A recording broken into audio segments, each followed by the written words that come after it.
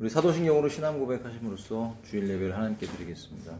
전능하사 천지를 만드신 하나님 아버지를 내가 믿사오며 그의 외아들 우리 주 예수 그리스도를 믿사오니 이는 성령으로 잉태하사 동정녀 마리아에게 나시고 본디오 빌라도에게 고난을 받으사 십자가에 못 박혀 죽으시고 장사한 지 사흘 만에 죽은 자 가운데서 다시 살아나시며 하늘에 오르사 전능하신 하나님 우편에 앉아 계시다가 저리로서 산 자와 죽은 자를 심판하러 오시리라.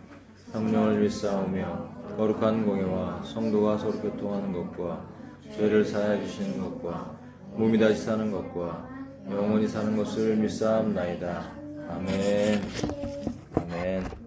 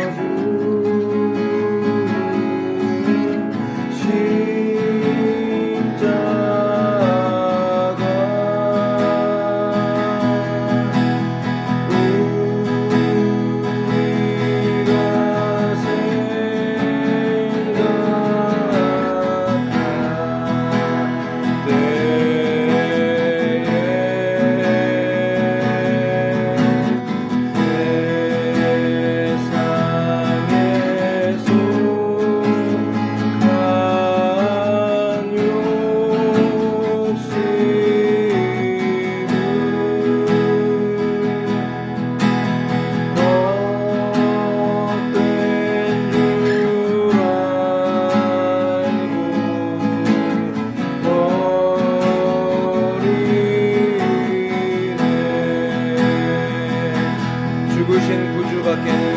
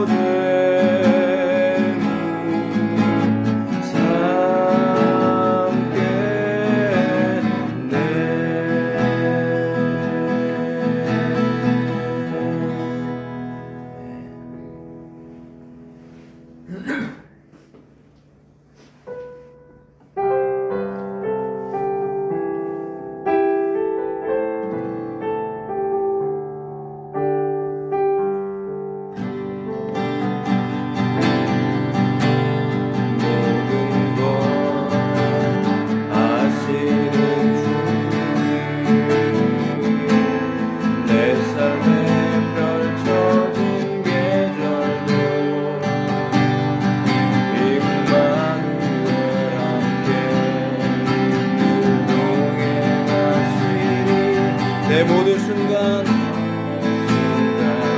돌보아 주시네.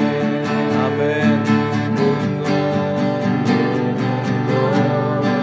창조하신 주님, 파도를 잠잠케 하신 주, 실수가 없으신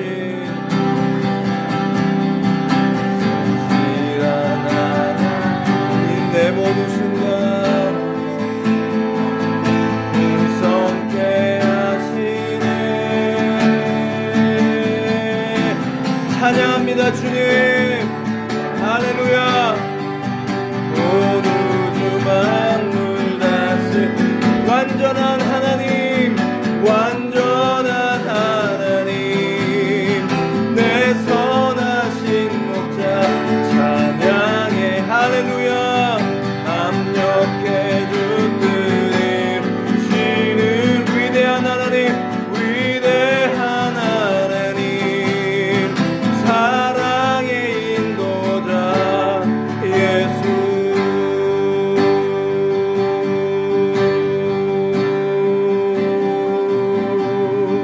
모든 것 아시는 주님,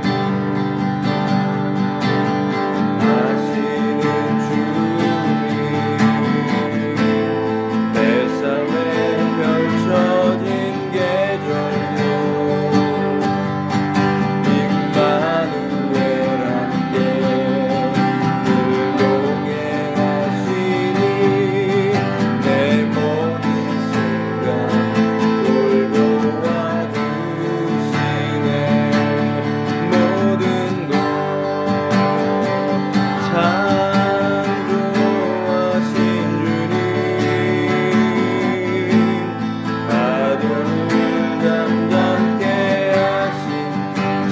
없으신 할렐루야. 주의 이름을 높여드립니다. 내 모든 순간 풍성케 하십니다. 아멘. 주님, 주를 찬양합니다. 할렐루야. 찬양해. 온 우주 만물 다스리는 완전한 하나님, 내 선하심 찬양합니다.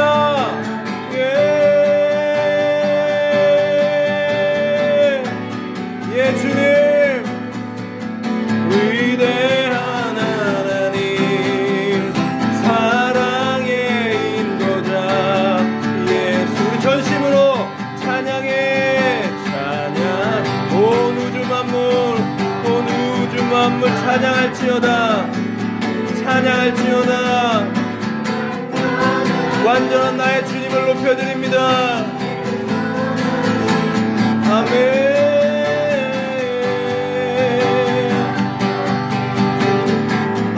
예 주님.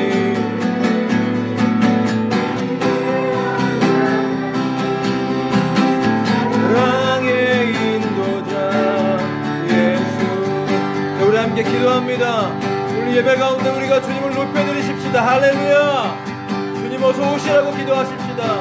하나님께 사랑한다고 우리의 믿음을 고백드리고 우리의 모든 마음을 쏟아서 기도합시다. 할렐루야. 좋으신 주님, 나의 선하신 주님을 예배하며 나아갑니다.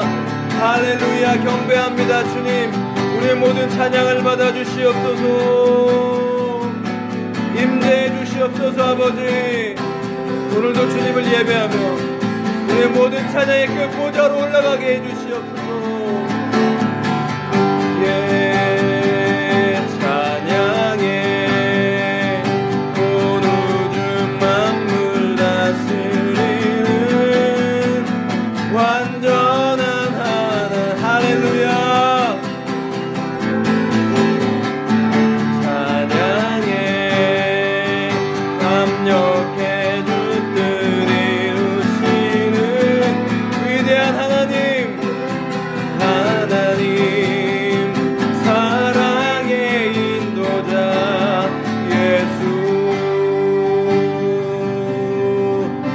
믿음의 눈으로 보좌에 계신 주님을 바라보며 다시 한번 우리 찬양하며 고백합시다. 모든 것 아시는 주님, 모든 것 아시는 주님, 내 삶에 펼쳐진 계절도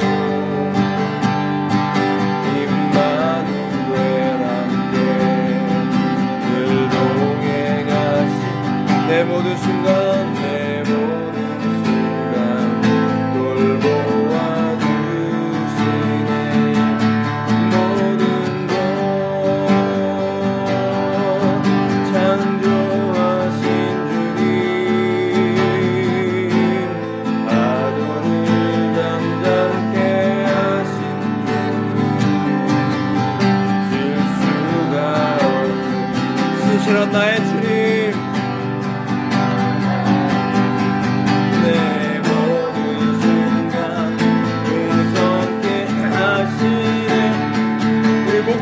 찬양합니다. 찬양해 찬양해 온 우주 만물 다스리는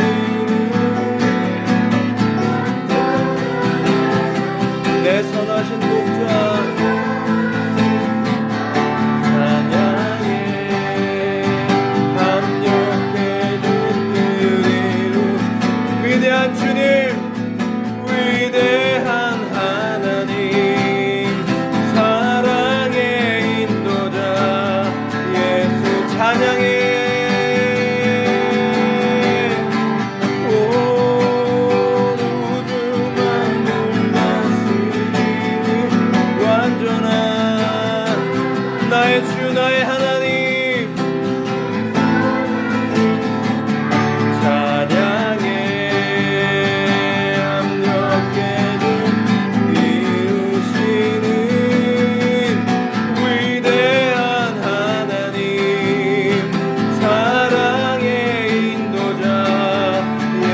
마지막으로 한 번 더 찬양해 찬양해 온 우주 만물 다스리는 완전한 내 선하신 목자, 찬양해 감격해 주 뜻 이루시는 위대한 하나님, 사랑의 인도자 예수. 할렐루야. 우리 주님께 박수하십시다. 아멘. 주의 영광을 찬양합니다. 우리의 구원하신 예수 그리스도의 이름을 높여드립니다. 다시 오실 왕의 왕 주의 주, 나의 주 나의 하나님, 높임을 받으시옵소서, 영광을 받으시옵소서. 주님 어서 오시옵소서. 아멘. 우리의 주의 신부들이 주를 찬양합니다. 주의 자녀들이 주를 예배합니다. 오 주님이 마마 이 예배 가운데 영광 받아주시옵소서. 아멘. 할렐루야.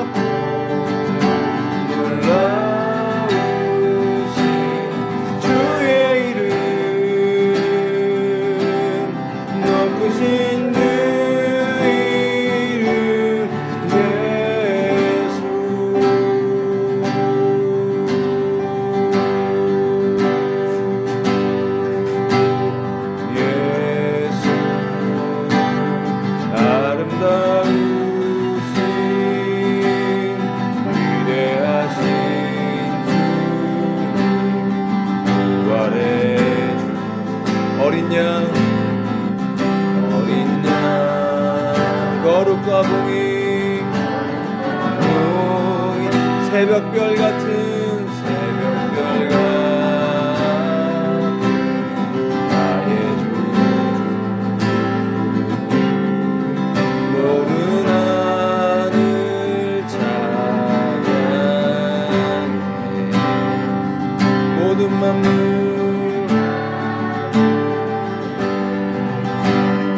영광 아름답고 아름답고 놀라우신 모든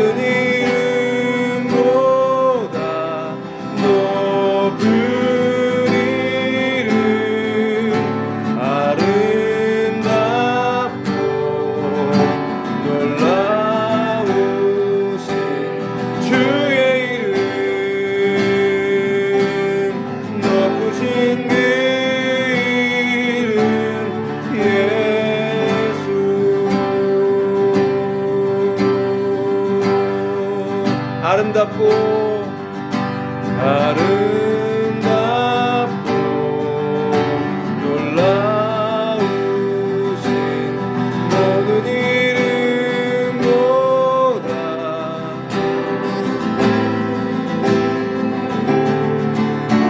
아름답고 놀라우신 주의 높으신 그 이름 예수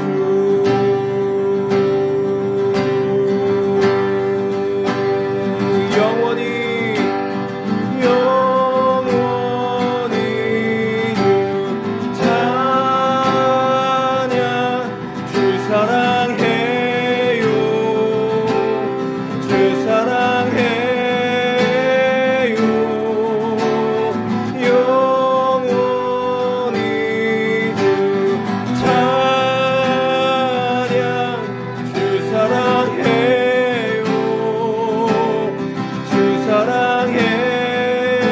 다시 한번 영원히 주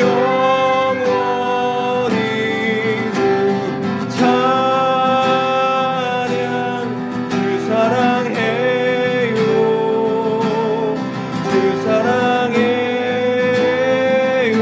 영원히 주 찬양 주 사랑해요 사랑해요 아름답고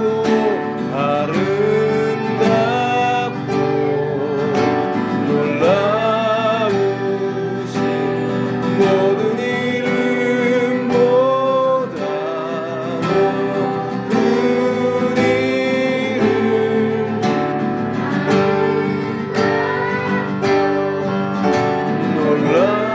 놀라우신 주의 높으신 그 이름 예수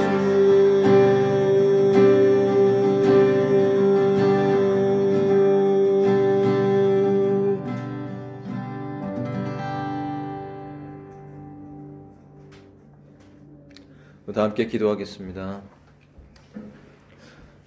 사랑과 은혜가 많으시고 너무나 좋으신 하나님 아버지 감사와 찬양을 올려드립니다. 작년 한 해 동안도 하나님의 놀라우신 은혜와 보호하심으로 이 몸된 교회를 저희 각자를 보호하시고 인도해 주셨음을 감사드립니다. 하나님의 은혜가 아니었으면 우리가 이 자리까지 이렇게 걸어올 수 없었고 주님을 예배할 수 없었고 하나님의 은혜로 살 수 없었습니다. 그런데 은혜와 긍휼이 풍성하신 주의 은혜로 인하여서 우리가 이 자리까지 주님과 함께 동행하며 때로는 넘어지고 때로는 실수했을지라도 회개하며 돌이키며 주의 바른 길을 향해 주님과 동행하기 위해서 몸부림치며 걸어갈 수 있는 은혜와 영적인 도전을 허락해 주셨음을 감사드립니다. 하나님 23년 새해가 왔습니다. 우리가 올 한 해에도 새롭게 살아가야 될 우리의 인생의 의미는 바로 예수님을 고백합니다.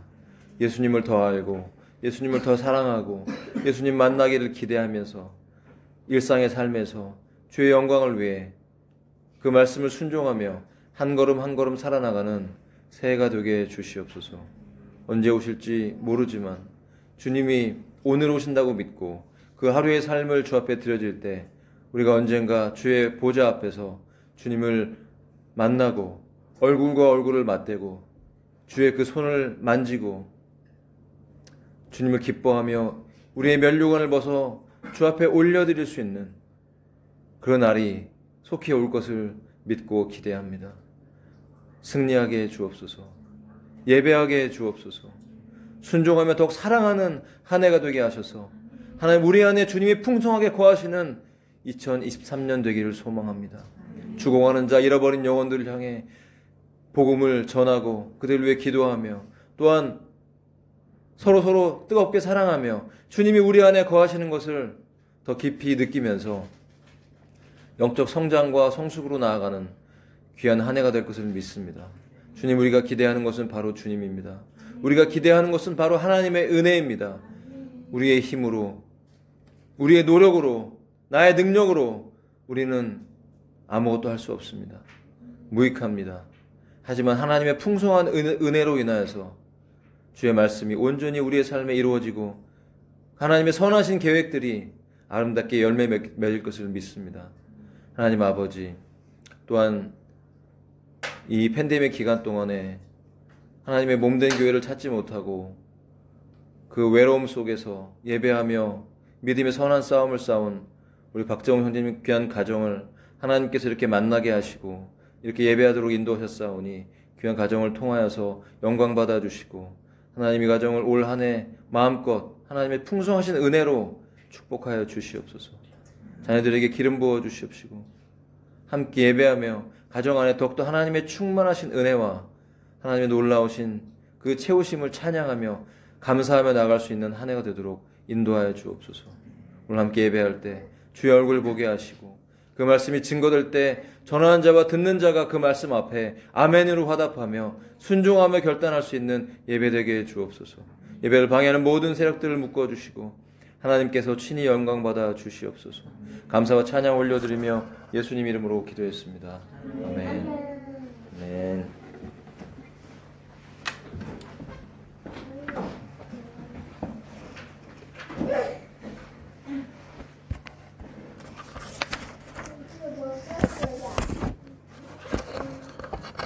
네, 오늘 하나님 말씀은 시편 91편입니다. 그래서 1절부터 끝절까지 1절부터 16절 말씀 저랑 한 절씩 교독하겠습니다. 지극히 높으신 이의 은밀한 곳에 거하는 자는 전능자의 그늘 밑에 거하리로다. 내가 주에 대하여 말하기를 그는 나의 피난처시요 나의 요새시요 나의 하나님이시니 내가 그분을 신뢰하리라 하리로다. 그분께서 너를 새 사냥꾼의 올무에서와 해로운 역병에서 확실히 건지시리로다. 그분께서 자신의 깃털로 너를 덮으시리니 내가 그분의 날개 밑에서 그분을 신뢰하리로다. 그분의 진리가 너의 큰 방패와 작은 방패가 되리니 내가 밤에 임하는 두려움과 낮에 날아드는 화살과 어둠 속에서 다니는 역병과 한낮에 피폐하게 하는 멸망을 무서워하지 아니하리로다. 1000명이 내 곁에서 10,000명이 내 오른쪽에서 쓰러질 터이나 그것이 내게 가까이 오지 못하리로다. 오직 너는 내 눈으로 바라보며 사악한 자들이 보응받는 것을 보리로다. 나의 피난처 되시는 주 곧 지극히 높으신 이를 내가 내 처소로 삼았으므로 어떤 재앙도 내게 닥치지 못하며 어떤 역병도 내 거처에 가까이 오지 못하리니 그분께서 자신의 천사들에게 너에 대한 책무를 주사 내 모든 길에서 너를 지키게 하시리라. 그들이 자기 손으로 너를 받들어 내 다리 둘에 부딪히지 아니하게 하리로다. 내가 사자와 독사를 밟으며 젊은 사자와 용을 발밑에 짓밟으리로다. 그가 내게 사랑을 품었으니 그러므로 내가 그를 건지리라. 그가 내 이름을 알았은즉 내가 그를 높이 세우리라. 그가 나를 부르리니 내가 그에게 응답하리라. 고난당할 때에 내가 그와 함께하여 그를 건지고 존귀하게 하리라. 다 함께 내가 그를 장수하게 하여 그를 만족시키며 나의 구원을 그에게 보이리라. 아멘. 아멘. 오늘 이 말씀이 여러분 제가 23년 1월 1일에 기도하면서 하나님 정말 이 교회를 향한 하나님의 말씀 이번 주에 특별히 그리고 이 한 해를 아우를 수 있는 말씀을 이제 기도했을 때 제가 예전에 한번 전한 적이 있지만 다시 시편 91편 말씀이 떠오르면서 이 말씀으로 우리가 올 한 해 살아가야 되겠다. 이 말씀이 우리 교회와 여러분 각자의 가정과 여러분 개인에게 이 말씀이 그대로 이루어지기를 축복합니다. 우리가 잘 묵상하시고 이 말씀의 원리를 우리가 잘 이해하면서 적용해 나갈 때 하나님께서 정말 이 악하고 험한 세상 속에서 저와 여러분을 지키시고 우리가 주의 영광을 돌릴 수 있는 분명한 주님의 지체로 삼아 주실 것을 믿습니다. 제가 올해를 생각해 봤어요. 여러분 23년 어떠세요? 기대하십니까? 기대가 혹시 되세요?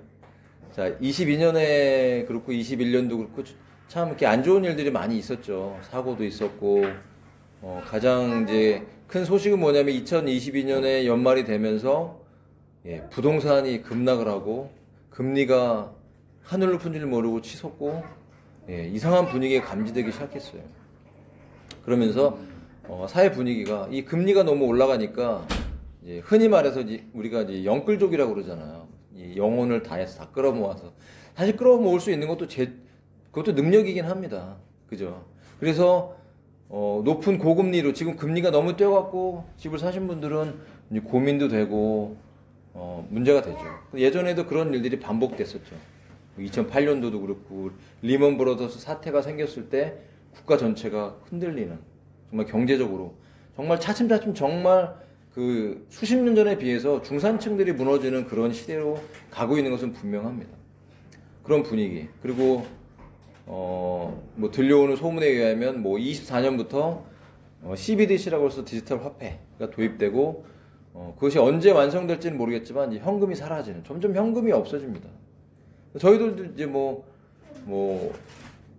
이 온라인으로 많이 주고받고 막 그러잖아요. 예전같이 이렇게 현찰을 잘 사용하지는 않습니다. 어쨌든 그런 사회 분위기를 감지해 볼 때 이제 금리가 올라서 문제도 되지만 이제는 그것 때문에 인플레이션, 그래서 물가가 너무 많이 올랐잖아요. 여러분 다 올랐잖아요. 먹는 거, 입는 거, 마시는 거 모든 게 다 올랐어요. 그런데 더 무서운 거는 뭐냐면 이제 인플레이션보다 디플레이션이 또 오는 거예요. 이게 완전히 경제가 얼어붙어서 피가 안 통하는 거죠. 원래는 이 팬데믹이 터지면서 문재인 정부를 통해서 많은 자금이 풀렸어요. 전 세계가 마찬가지였어요. 달러를 엄청나게 찍어서 돈이 전 세계로 풀렸어요. 근데 또 의외로 돈이 없어지고 있어요. 누군가는 그 풀렸던 돈을 회수하면서 사실 저희들 주머니는 돈이 줄어가고 있는 거죠. 그걸 이제 유동성이라고 그러는데 어떤 자금이 점점 사라지면서 앞으로는 어떤 집이라든지 어떤 눈에 보이는 그런 것보다도 현찰에 대해서 많은 사람들이 경제 강의하는 분들이 유튜브에 그런 것들을 많이 올려요. 그만큼 우리가 느끼는 이제 피부로 와닿는 것들이 그런 경제적으로 이렇게 침체되는 것들이 분명히 우리가 느껴질 것입니다. 그런 사회 전반적인 사회 분위기 그리고 이 세계적인 흐름 이런 것들이 우리는 물론 믿음 안에서 보면 주님 오실 날이 가까워왔구나라고 우리가 믿고 생각하기 때문에 우리가 이 소망이 있지만 우리도 이 땅에 발을 디디고 살기 때문에 피부로 느끼는 그런 어려움들이 분명히 있는 것이죠. 그리고 많은 사람들이 겪는 경제적인 곤란과 어려움을 보면서 우리가 마냥 기쁘고 즐거울 수만은 없는 그런 것입니다. 그렇지만 저는 오늘 이 말씀을 통해서 이 세상에 어떤 그런 부정적이고 어두운 그런 분위기가 흘러가고 있지만 우리 믿는 사람들은 그리스도 안에서 23년이 정말 소망의 한 해가 되기를 원합니다. 왜냐하면 하나님께서는 우리가 오늘 찬양한 것처럼 모든 것이 가능하시기 때문입니다. 믿으십니까? 모든 것이 가능하십니다. 하나님 우리의 모든 필요를 채우시고 우리를 모든 고난과 환난에서 넉넉히 건질 수 있는 능력이 주님이시기 때문입니다. 그리고 하나님을 대적하여 높아진 모든 것들을 사로잡아서 그 앞에 복종하게 하는 그 일들을 넉넉히 하실 수 있는 그분이 바로 우리 주님이시고, 그 주님이 우리 안에 계시기 때문에 저와 여러분을 통해서 우리의 기도와 믿음의 헌신을 통해서 이 세상에 하나님을 대적하여 높아진 모든 것들을 사로잡아 그리스도께 복종하게 하는 이것이 바로 하나님의 나라의 임재인 것입니다. 아멘. 하나님의 나라는 하나님의 통치입니다. 하나님 나라가 여기 있다 저기 있다 너희 안에 있다라는 건 다른 게 아니에요. 사실은요.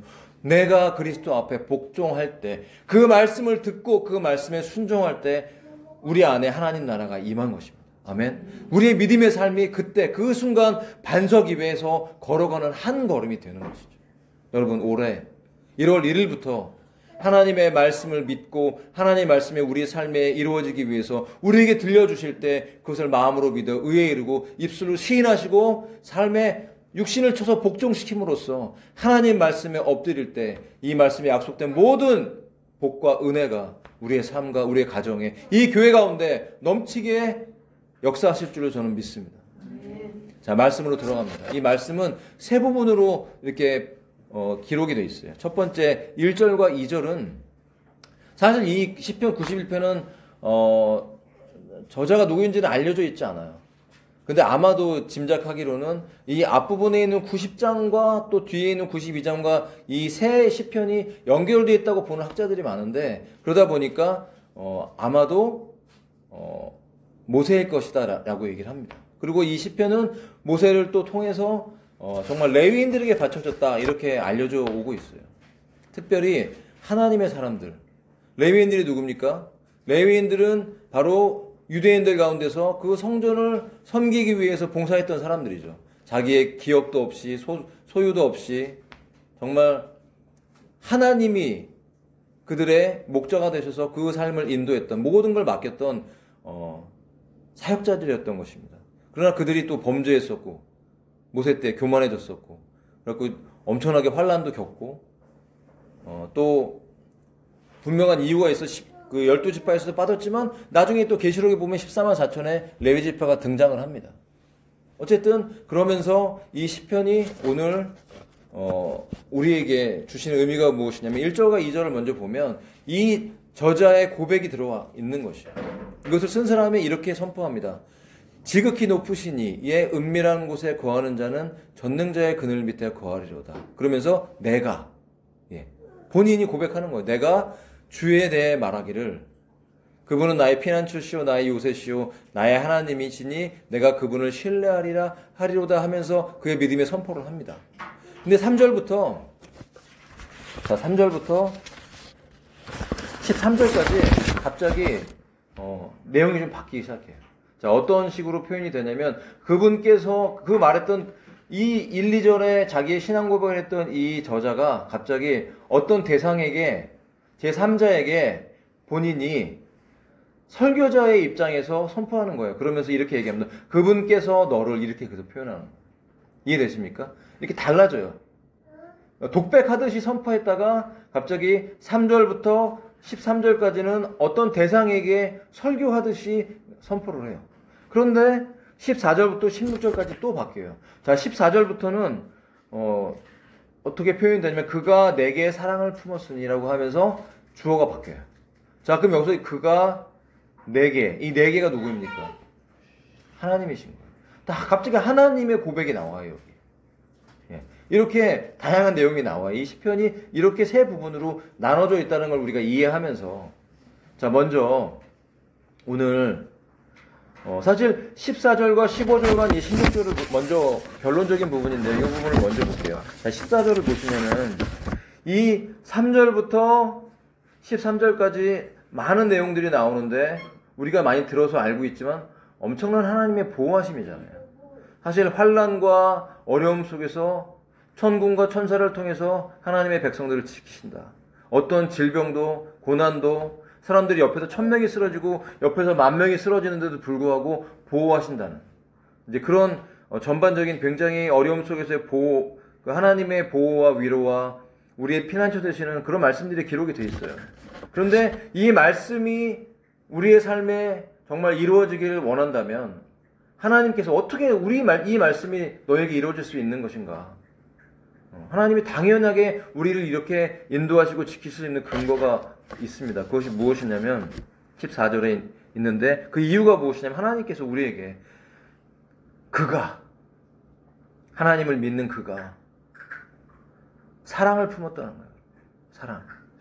여러분, 우리의 신앙의 베이스는 무엇입니까? 우리가 잊지 말아야 될 것은 우리가 가끔 우리 자신도 그렇게 될 수가 있죠. 마지막 때니까. 마지막 때 믿음을 잘 지키지 못하고 영적 분별을 하지 못하는 분들을 보면 우리도 모르는 사이에 판단할 수가 있어요. 그죠? 아유, 저것도 모르시네. 근데 사람이니까 그럴 수 있죠. 예. 지금 그런 중에 제가 볼 때는 일종의 올무라고 생각하는데 그런 올무에 빠진 분들도 있는 것 같아요. 우리도 예외가 아닙니다. 우리도 그 안에 빠지지 말기 위해서 사실은 기도하고 노력해야 됩니다. 왜냐하면 자칫하면 판단하기가 쉽거든요.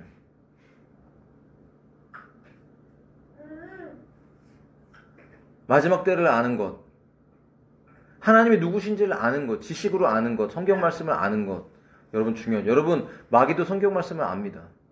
오늘 이 본문에 저는 읽으면서 우리가 이미 알고 있어요. 마태복음과 누가복음 4장에 보면은 마귀가 예수님을 두 번째 시험하면서 오늘 본문의 말씀을 인용을 합니다. 11절과 12절을 인용을 해요. 그들이 자기 손으로 너를 받들어 내 발이 돌에 부딪히지 아니하게 할 것이다. 그러면서 11절에 보면 내 모든 길에서 너를 지키시리라. 근데 마귀도 시편 말씀을 알아요. 그런데 이제 교묘하죠. 뭘 뺐냐면 내 모든 길에서가 빠져 있어요. 복음서에는. 마귀의 시험의 말에는 이 부분을 인용을 했는데 내 모든 길에서 그냥 지키신다는 거지 내 모든 길에서를 뺐다니까요. 마귀가 알고서. 누구한테? 예수님한테 얘기하는데 시편에 있는 말씀 중에 일부를 빼고 얘기하는 게 바로 마귀예요. 여러분, 이단이 왜 이단입니까? 왜 이단이 문제가 있을까요? 그분들이 죄송한데 하는 일들이 바로 그런 거예요. 말씀을 여기만 알아요. 앞뒤를 보지 않고. 여러분, 성경에 하나님이 어떤 분이신지, 하나님의 이름, 하나님의 성호에 대해서 굉장히 많은 이 성호가 나와 있죠. 오늘 그 부분들을 중점으로 나누려고 그래요, 저는. 왜냐하면 그가 내게 사랑을 품었기 때문에. 그러니까 그가 바로 우리라면 우리가 하나님께 사랑을 품었다는 것은 우리가 이미 사랑을 받았기 때문입니다. 동의하십니까? 우리가 하나님을 먼저 알아서가 아니라 하나님께서 먼저 우리에게 찾아오셨고 내가 너를 위해 십자가에 죽고 부활했다고 알려주셨고 그 은혜를 부어주셨기 때문에 우리는 그분을 믿고 이 자리에 와 있는 것입니다. 내가 먼저 스스로 하나님이 내게 오시지도 않았는데 스스로 깨닫고서 철이 들어서 창조주가 원래 계셨어. 물론 그렇게 생각될 수도 있겠지만 철저한 하나님의 은혜가 없이 성령의 역사가 없이는 그것은 불가능한 일인 것입니다. 그 누구도 성령이 아니고서는 예수를 주님이라고 고백할 수가 없는 것입니다. 바로 성령님의 역사로 누군가의 기도로 인하여서 그 모든 원인이 바로 하나님의 사랑과 은혜에 있었다는 것이죠. 그렇기 때문에 우리는 그 사랑을 품게 된 것입니다. 그러나 그 사랑을 받았지만 그 사랑을 품지 않는 사람도 많아요. 그런 경험을 많이 보셨죠. 하나님 분명히 경험했는데 다른 길로 빠지고 다른 복음으로 빠지는 것들을 보면 우리가 정말 이해할 수가 없죠. 우리는 솔직히 어떻게 하나님을 알게 됐는데 저렇게 쉽게 다른 방향으로 갈 수 있고 사람을 추종하고 다른 어떤 잘못된 교리들을 붙잡고 아니면 나 자신의 아름다움에 빠져서 영광 돌리기보다는 바리새인처럼 교만해지면서 예수님의 그 은혜를 잃어버리는 경우를 볼 때 우리는 안타깝게 느끼고 우리 자신도 사실 그런 예외가 아니기 때문에 우리는 깨어서 기도할 수밖에 없는 것입니다. 어쨌든 사랑을 경험했지만 사랑이 흘러떠내려가는 분도 계세요. 우리가 안타까워서 기도할 수밖에 없죠.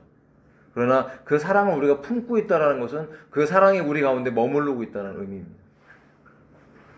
여러분, 예수님의 사랑이 오늘 저와 여러분의 영혼 안에 머물고 계십니까? 이 사랑이 올 한 해 흘러 떠내려가지 않도록 저와 여러분, 이 교회와 이 가정과 여러분 개인과 여러분 주변에 있는 모든 분들을 위해 축복하며 기도할 수 있기를 바랍니다.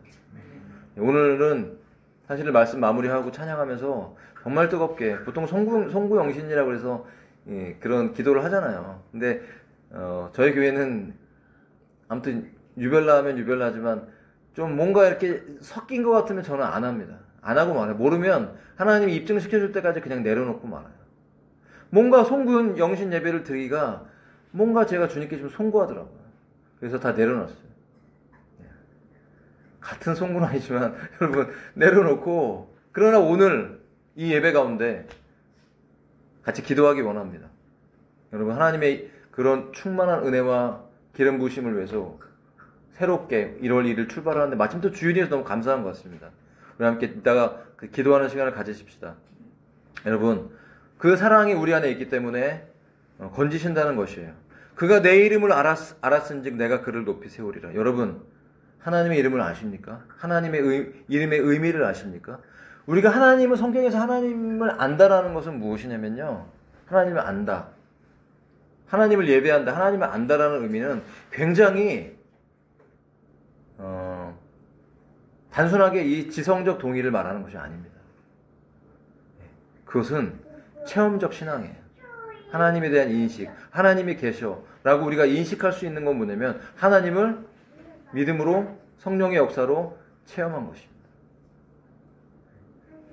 눈으로 본 것은 아니에요. 물론 어떤 분들은 눈으로 보듯이 강하게 경험한 분들이 있어요. 근데 눈으로 경험하는 것, 그것은 어떤 면에서는 굉장히 위험성을 내포하고 있어요. 그래서 우리가 기도할 때 하나님의 음성을 듣고 환상을 보고 어떤 놀라운 계시를 받고 영적 체험들을 눈으로 한다 할지라도 우리가 너무 지나치게 그 체험들에 우리의 믿음의 비중을 두면 그 체험들이나 그 경험들은 얼마든지 오염될 수 있다는 것을 알고 있어야 됩니다. 우리의 믿음의 바탕은 말씀에 둬야 되고, 그 말씀을 보이지 않지만 믿고 나아가는 그 믿음의 기본에 두고 살아가야 되는 것입니다. 여러분 하나님 눈에 안 보이시죠? 그러나 말할 수 없는 영광스러움으로 우리가 그분을 믿고 알고 사랑하고 있다고 성경은 표현하고 있습니다. 그 이름, 여러분 그 이름을 체험하셨습니까? 우리는 그 이름을 체험했습니다. 그 이름 중에, 그 하나님의 성호 중에 몇 가지 이름을 가지고 오늘 함께 은혜를 나눌 거예요. 왜냐하면 그 이름을 안다는 것은 그 하나님을 우리가 삶 속에서 체험하기를 원하는 것이에요. 그 하나님을 경험하게 해달라고 기도하기 위해서 하나님을 더 알기를 원하는 것입니다. 하나님의 이름은 하나님의 존재이시고 하나님의 성품이시고 하나님이 우리를 향하신 놀라운 계획이 하나님의 그 성호 안에 담겨 있기 때문에 우리는 하나님의 어떤 분이신지 알아야 됩니다. 알지 않고 어떻게 믿습니까? 다 하나님 믿는답니다. 여러분 다 하나님 믿는데요, 캐톨릭도 하나님 믿고, 심지어 요새 유대교도 하나님 믿고, 이슬람도 하나님 믿고, 하나님의 교회도 하나님 믿는데요, 같은 엘로힘인데 그 엘로힘을 다르게 해석을 해요. 그 의미를 알아. 성경에서 말씀하시는 그 의미를 우리가 분명히 알 때 우리는 내가 분별할 수 있고 다른 이들에게도 분별해서 가르쳐 줄 수 있는 것입니다. 자, 오늘 함께 그런 부분들을 나누기를 원합니다. 먼저 자 1절로 다시 들어가겠습니다. 자, 하나님의 이름, 그 하나님의 이름 중에서 자 원어를 먼저 보면 하나님의 이름 중에서 엘론이라는 이 단어가 나옵니다. 그러니까 성경의 구약에 하나님 그리고 주라고 번역된 이 단어의 원어가 분명히 달라. 보통 하나님이라고 할 때, 구약성경에서 하나님이라고 할 때는 엘로힘입니다. 이게 창세기 1장부터 나와요. 엘로힘이라는 단어, 하나님을 엘로힘으로 이렇게 표현하고 있어요. 하나님이 먼저 우리에게 하나님의 이름이 무엇인가를 알려주실 때는 첫 번째는 엘로힘이었어요. 그리고 엘륜이라는 이름이 나와요. 엘륜이라는 이름은 지존자 이런 의미를 가지고 있는데, 이 의미는 멜기세덱이 엘륜의 제사장이다, 이렇게 그 구약의 본문이 표현이 되어 있어요.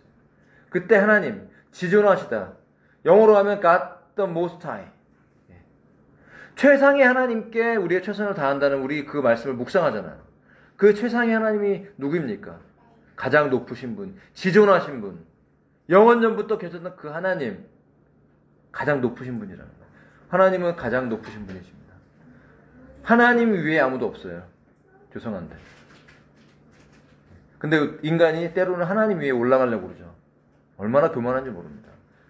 우리는 올라갈 수 없어요. 당연히. 우린 피조물일 뿐입니다. 인간이 하나님의 위치로 올라가려고 하고 하나님보다 더 높게 올라가려고 하면, 심지어 인간인 요새 마리아를 숭배하는데 어느 정도냐면 예수님 위에다 올려놨어요. 예수님은 하나님이시잖아요. 아들 하나님이고 말씀 하나님이시잖아요. 마리아 숭배가 어디까지 하면 예수님 위에 올려놨어요.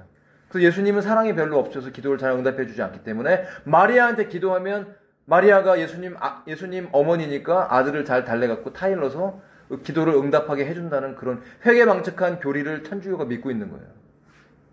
여러분 화 안 나십니까? 오죽하면 그래서 마리아가 저 천국에서 방 하나 만들어 놓고 매일 들어가서 통곡하면서 운다, 그런 얘기가 흘러나오고 있습니다. 가슴 아픈 일입니다. 하나님이 지존재인 줄 알면, 성부, 성자, 성령 하나님이 가장 높으신 분인 줄 알면 우리는 그분 앞에 엎드릴 수밖에 없고 그 누구도 두려워하지 않는 자가 되는 것입니다. 왜냐하면 내가 섬기는 분이 가장 높으니까. 내가 섬기는 분이 가장 높고 가장 위대하신 분이니까 우리는 두려울 필요가 없는 거예요. 어떤 상황에서도 하나님은 그 하나님의 권위와 권세로 천군 천사들 명하시고 성령의 역사로 말미암아 우리를 인도하시고 보호하실 수 있기 때문에 우리는 안전하다는 것입니다. 다니엘서에 보면 하나님께서 모든 인류의 역사의 주관자이시고 주인이시라고 표현되어 있어요. 그 다니엘서의 주제가 바로 그것이죠. 그래서 그 다니엘이 고대 제국들 안에 총리로 있으면서 제국은 바뀌고 황제들은 바뀌는데 다니엘은 그대로예요. 여러분, 이게 가능한 일입니까? 바벨론이 어딥니까? 페르시아가 어디였습니까? 그 영화에 나오잖아요. 여러분, 페르시아 그 영화에 나오죠. 에스더의 남편. 300의 영화에 나오는 그 막 흑인처럼 나오는 거, 원래는 흑인이 아닙니다. 피가, 혈통이. 예, 비하하기 위해서 그렇게 한 거지. 예, 과장돼 있지. 어마어마한 군대를 출정을 시키잖아요. 이 그리스를 침공하기 위해서 막 100만 명씩 데리고 다니잖아요. 그런 제국의 황제들이었지만 다니엘은 총리 자리를 유지하면서 그들에게 무엇인가를 가르칩니다. 그가 하나님께서 다니엘을 통해서 가르치기 원하셨던 것은 무엇이냐면 하나님이 전능자이시다. 하나님의 가장 높고 위대하신 분이시고 우주 만물을 만드셨고 통치하신다는 것을 가르치기 원하셨던 것입니다. 그렇기 때문에 느부갓네살이 교만해졌을 때 그가 7년 동안 쫓겨나서 손톱도 자르지 않고 새처럼 기어다니면서 귀신이 들려서 그렇게 그 왕좌에서 쫓겨났던 것이죠. 그러나 그가 그 7년을 연단받고 겸손해졌을 때 하늘에서 음성이 들리면서 그의 위치를 다시 회복시킵니다. 이것이 말씀에 기록되어 있죠. 그 말씀들을 통해서 우리에게 가르치고자 하는 것이 무엇입니까? 하나님이 계시다는, 하나님이 우주 만물을 창조하셨고 통치하시고 주관하고 계시다는 분명한 말씀을 우리에게 전달해주고 있는 것입니다. 그분은 지존하신 분이시며 주권자이십니다. 여러분, 올 한 해 지존자 되시는 하나님을 믿고 정말 주님만을 높이는 한 해가 되시기를 축복합니다. 자, 우리가 두 번째 엘로힘. 엘로힘은 이제 전능자라는 의미를 가지고 있습니다. 그리고 복수죠. 엘로힘이 나올 때는 구약 성경에 보면 복수로 표현을 해요. 그런데 참 놀라운 건 뭐냐면요. 주어가 복수면 뒤에 나오는 동사도 복수해야 돼. 동사는 단수로 나온다는 거예요. 이상하지 않아요? 자, 창세기 1장 1절을 보면 다시 번역해 볼게요. 태초의 전능자 곧 하나님이 하늘과 땅을 창조하시니라. 예, 전능자, 태초의 엘로힘이에요. 엘로힘이 창조하셨다 하는데 창조하다는 단어는 그 의미를 보면, 원어의 의미를 보면 단수로 표현된다는 거죠. 앞에는 복수인데. 그러니까 하나님이 엘로힘으로 나올 때는 우리라는 의미로 나온다는 거죠. 자, 다른 버전에 어디로 나옵니까? 하나님께서 이르시되 우리가 우리의 형상으로 우리의 모양에 따라 사람을 만들고 그들이 바다의 물고기와 공중의 날짐승과 가축과 온 땅에 기는 모든 기는 것을 지배하자 하게 하시고, 자, 그리고 자, 우리가 내려가서 바벨탑 사건, 우리가 내려가서, 이 표현, 이거 다 엘로힘이거든요. 이 엘로힘이라는 단어를 가지고 하나님의 교회라는 그 이단 교회에서는 이 엘로힘 하나님을 그들은 섬긴다고 말해요. 근데 이 엘로힘 하나님이 바로 복수로서 성부, 성자, 성령 하나님. 예, 성부, 성자, 성령 하나님이 요한일서 5장 7절에 기록되어 있다고 우리는 알고 있죠. 킹제임스 버전. 오늘 제가 기록을 해놨는 이 부분하고 설명을 해드릴게요. 연결이 되어 있습니다. 예, 하나님은, 엘로힘 하나님은, 하나님을 엘로힘으로 표현할 때는 성부, 성자, 성령 하나님, 삼위일체 하나님을 표현하고 있는 거예요. 그러나 본질상 하나이고 본체이시기 때문에 동사는 단수로 나온다는 이 놀라운 하나님의 그 계시가 삼위일체란 말의 구역이 나와 있진 않아도 엘로힘이라는 그 말과 그 문맥을 보면 우리가 이해할 수 있도록 하나님께서 표현해 놓으셨다는 것이죠. 자, 욥기에도 보면 욥기 35장 10절에 그러나 아무도 나를 만드신 하나님이 어디 계시냐? 그는 밤에 노래를 주시며 뭐 이렇게 표현이 되어 있는데 그 하나님도 역시 엘로힘입니다. 복수로 표현되어 있죠. 바로 이 엘로힘이라는 단어는 엘로하라는 그런 단어의 이제 복수입니다. 그런데 이 엘로하라는 단어가 맹세하다라는 의미도 있어요. 맹세하다. 그래서 그 하나님이 맹세하시는 분이다, 약속하시는 분이다라는 의미로 얘기할 때는 이 엘로힘과 다른 일도 있죠. 우리가 보통 말하는 여호와 하나님이라고 하지만 그것은 번역되는 과정에서 독일 사람들이 번역할 때 약간 오류가 생긴 거예요. 그래서 원래는 원어의 발음은 제일 근접한 것은 야훼입니다. 야훼 하나님의 가장 근접한 단어이고 그 다음에 똑같은 의미죠. 여호와는 야훼라고 하겠습니다. 야훼 하나님이라고 하겠습니다. 근데 엘로힘은 야훼이다 이런 표현들이 많이 나와요. 구약에. 그러니까 결국 여러분 야훼 하나님이라고 할 때는 이코로 엘로힘 하나님인 거예요. 그러니까 야훼 하나님이라고 말할 때 그 야훼 하나님 안에 엘로힘 하나님이라는 성부, 성자, 성령 하나님이라는 의미를 담고 있는 것입니다.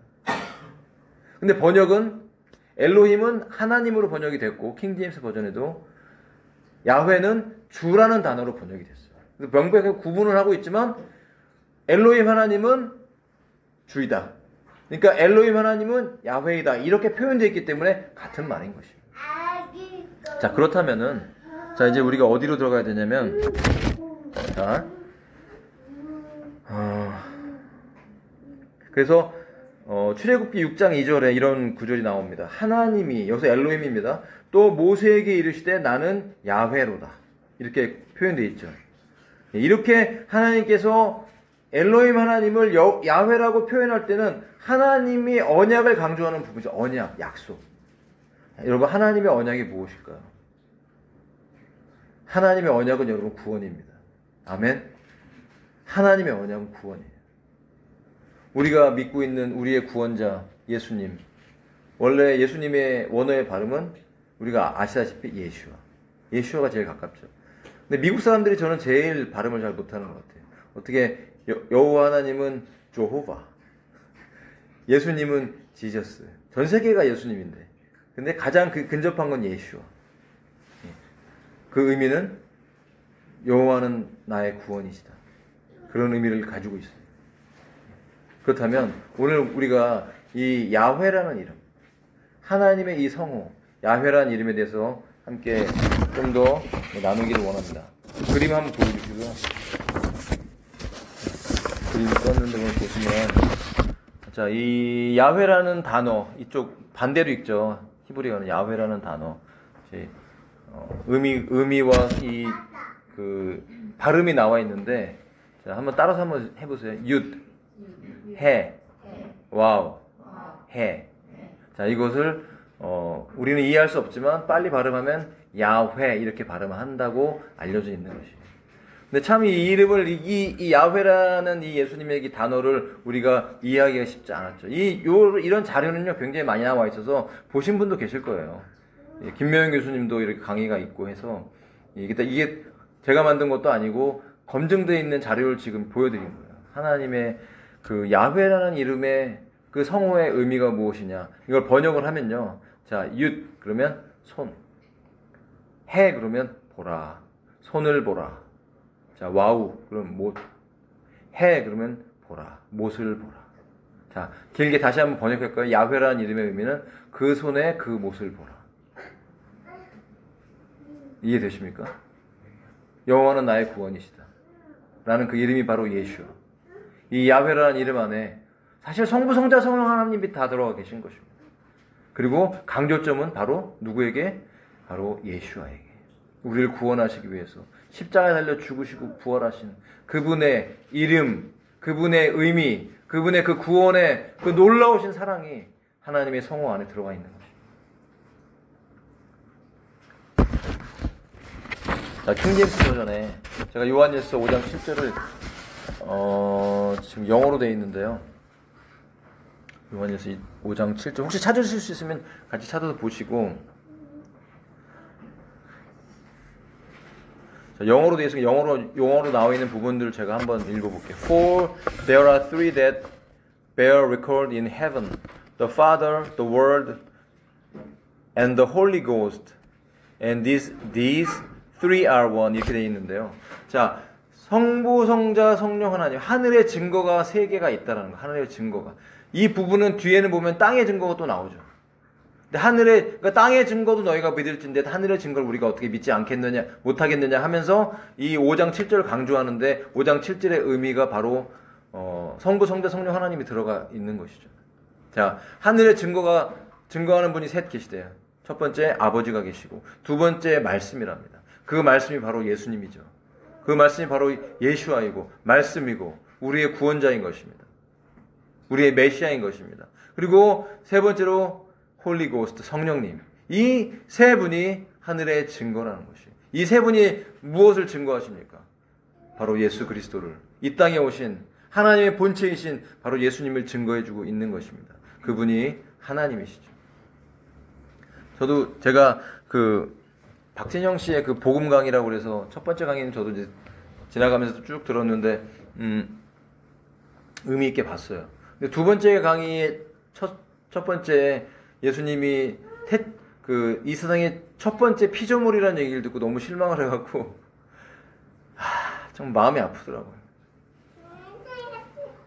성경은 오늘 우리에게 기록합니다.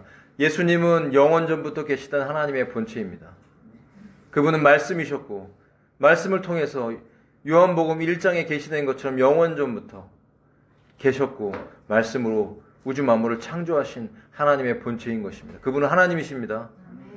그분은 야훼라는 이름 안에 들어가 계신 분이시고 엘로힘이라는 이름 안에 들어가 계신 하나님의 본체이신 그분이 바로 예수아인 것입니다. 그분이 우리의 구세주시고 어린 양이십니다. 보라, 세상 죄를 지고 가는 하나님의 어린 양이로다.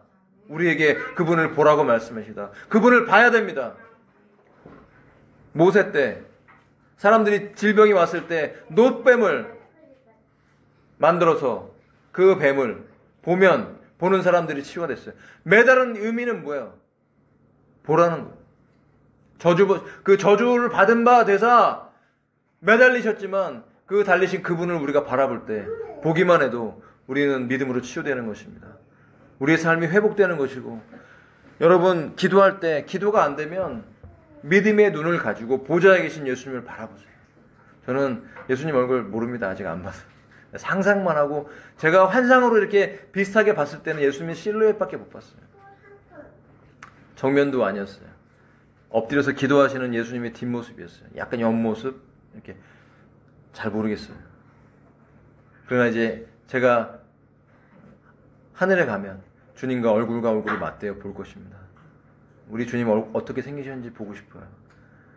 요한계시록에 기록되어 있는 정말 그 멋지신 예수님, 두 눈이 불꽃 같은 그 예수님, 태양보다 더 밝게 빛나는 그분의 그 영광, 이제 태양도 달도 필요 없는 그 시대, 주님께서 우리의 성전이 되시고 주님께서 우리의 빛이 되셔서 우리를 영원토록 인도하실 그 놀라운 만남을 기대합니다.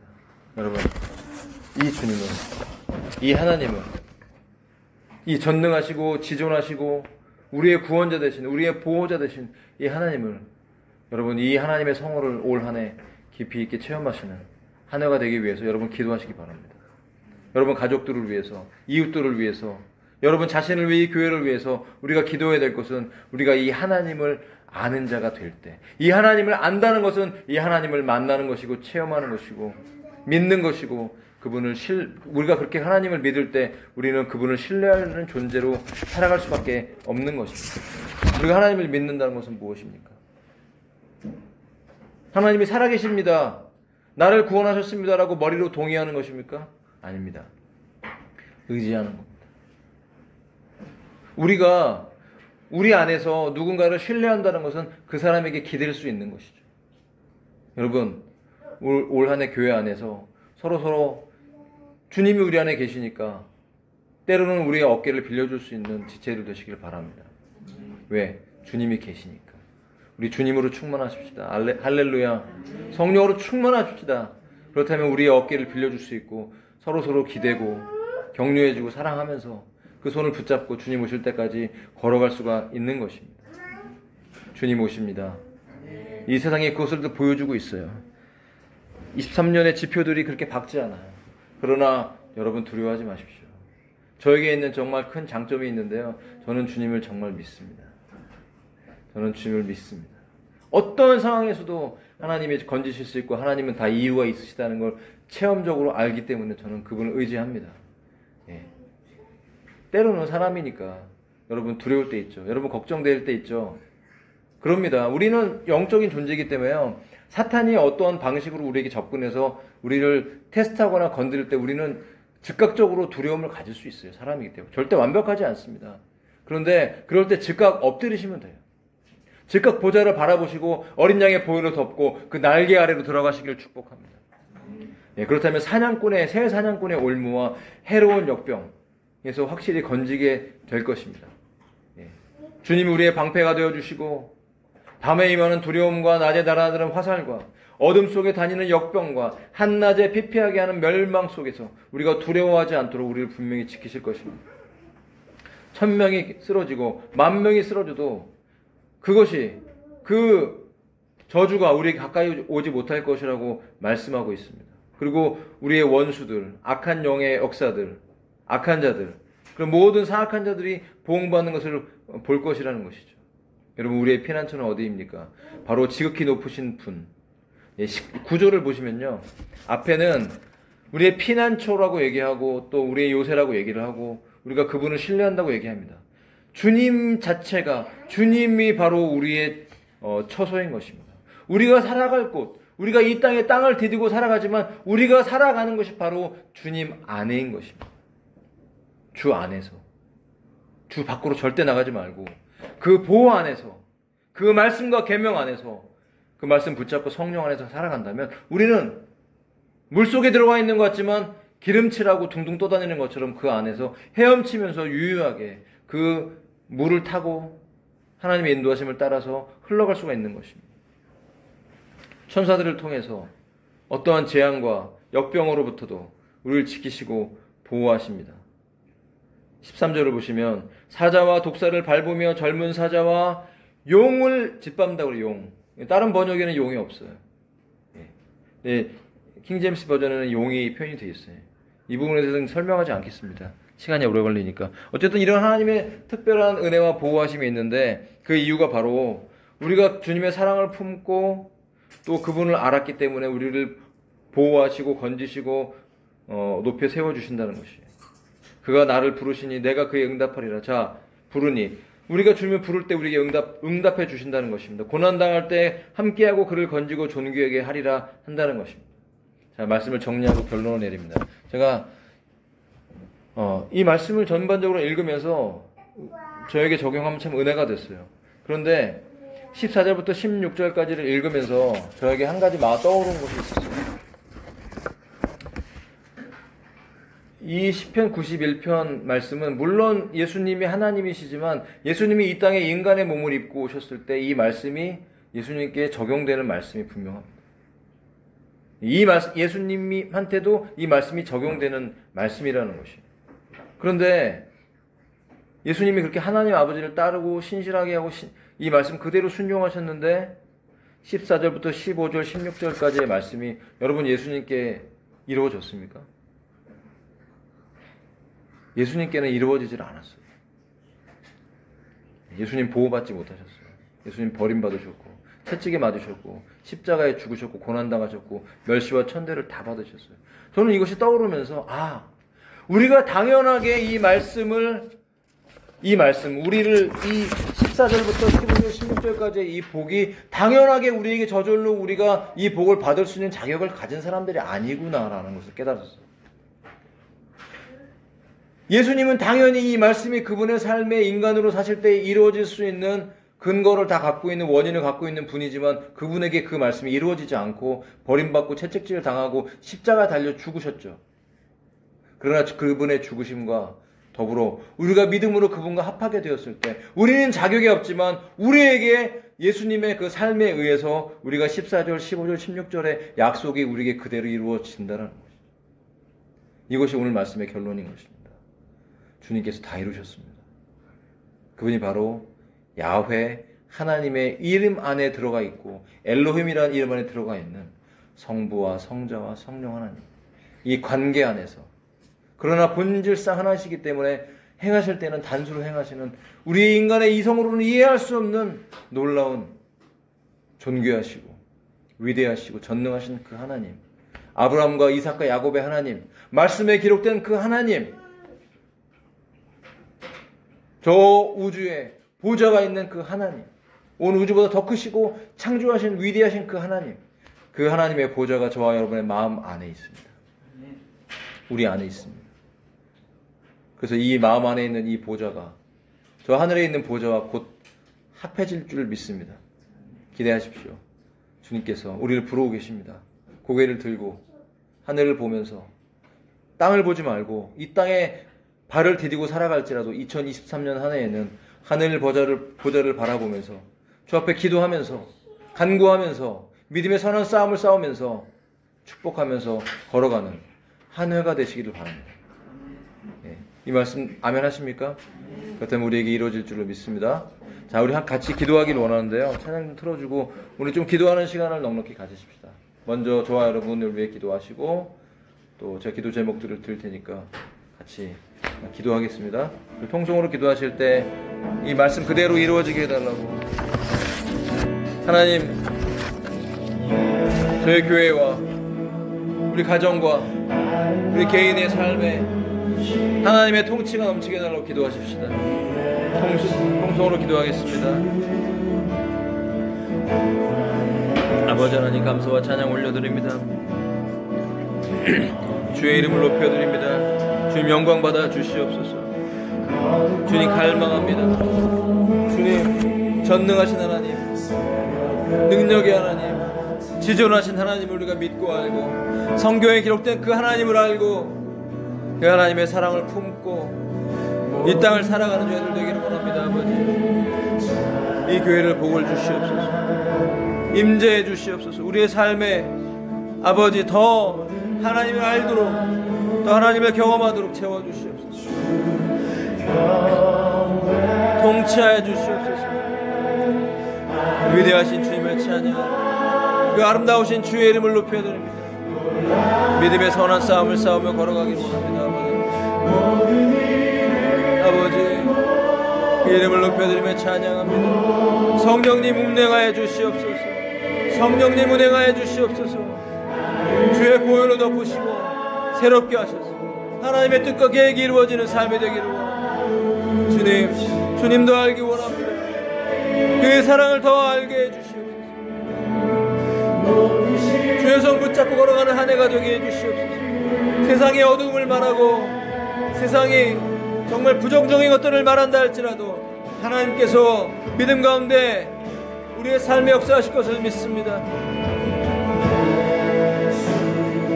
주님을 부를 때 응답하여 주시옵소서. 주님, 우리 모든 삶의 필요들을 채워주시옵소서. 넉넉히 공급하여 주시옵소서. 무엇보다도 하나님의 은혜를 부어주옵소서. 하나님 성령 충만을 부어주시옵소서. 채워주시옵소서. 아버지, 채워주시옵소서. 주의 영을 부어주시옵소서. 성령님 오시옵소서.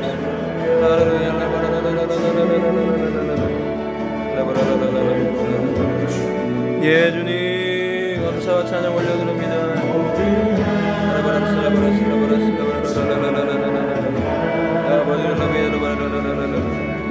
주를 높여드리며 의지합니다. 주님 주님을 경배하며 의지합니다.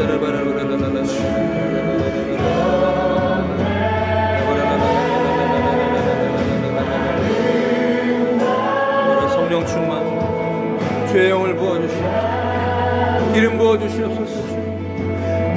오직 성령의 충만을 부어주시옵소서. 오직 성령의 충만을 부어주시옵소서. 하나님의 보호하심이 넘치는 한 해가 되기를 원합니다. 복의 복을 더해 주시옵소서. 우리의 믿음의 지경들을 넓혀 주시옵소서. 주에서 붙잡고 믿음의 선한 싸움을 싸우며 승리하며 영혼을 구원하기에 부족함이 없는 영적 승리를 허락해 주시옵소서. 영적 승리를 허락해 주시옵소서. 할렐루야, 할렐루야. 감사와 찬양 올려드립니다. 하나님 아버지 감사합니다. 기름 부어주시옵소서. 주의 영을 부어주시옵소서. 할렐루야.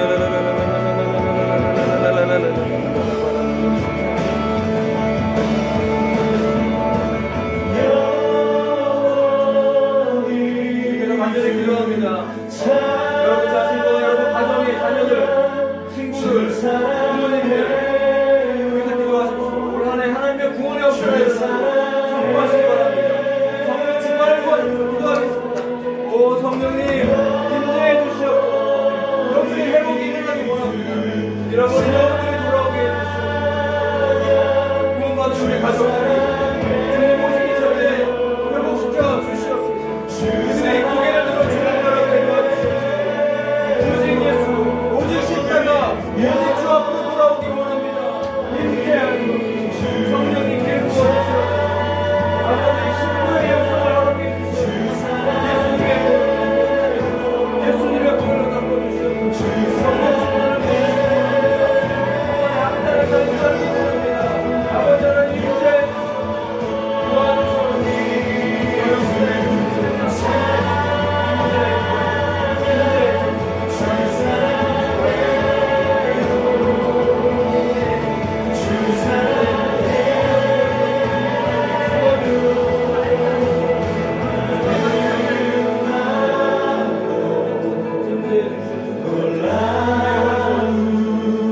가정의 회복이 일어나기 원합니다. 하나님의 지혜와 능력이 넘쳐나기 원하며 주 앞에 충성하며 주 앞에 그의 상급을 쌓는 이상 특별히 유관을 준비하시고 거룩한 삶으로 행복하오니 기도의 영을 부어주시옵소서.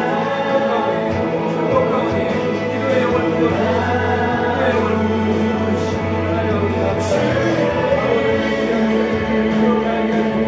지혜대로 나아가며 기도합니다.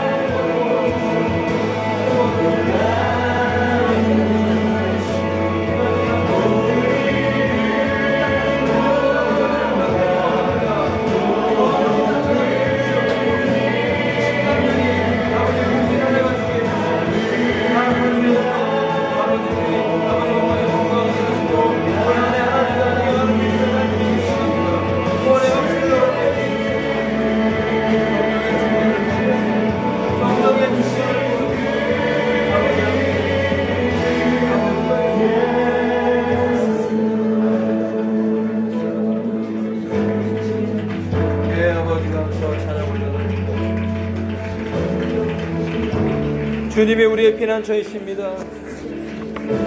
주님이 우리의 요새이십니다. 할렐루야. 주님이 우리의 피난처이십니다. 아멘. 주님 우리를 보호하여 주옵소서. 주님이 공동체를 지켜주시옵소서. 주님의 그 안전함 그곳에 주님 안에 지켜주옵소서. 그 기름 부으심이 흘러가게 해 주옵소서. 한량없는 은혜로 부어주옵소서. 넘치게 부어주옵소서. 성령님 할렐루야. 깨어 기도하는 한 해, 주님 우리가 정말 주 안에서 영적으로 성장하는 한 해 독수리의 날개침에 올라감 같은 한 해가 되게 해주시옵소서. 하늘의 문을 열어주시옵소서. 그 보좌에서 흘러나오는 생명수로 채워주시옵소서. 아버지여, 그 보좌의 생명수가 흘러넘치게 해주시옵소서. 각 가정에 흘러넘치게 해주옵소서. 구원의 역사가 흘러넘치게 해주시옵소서. 주님, 할렐루야, 할렐루야.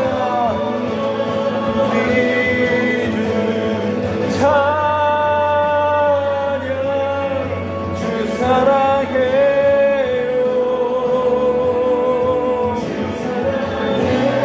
예, 주님 사랑하며 찬양합니다. 영원히 주님만을 높여드립니다. 주님만을 경배합니다. 주님 오실 때까지 이 믿음의 싸움을 싸우기 원합니다. 주님 한 걸음 한 걸음 걸어가기 원합니다. 주님 회복이 일어날지어다. 주의 회복이 일어날지어다. 할렐루야, 할렐루야.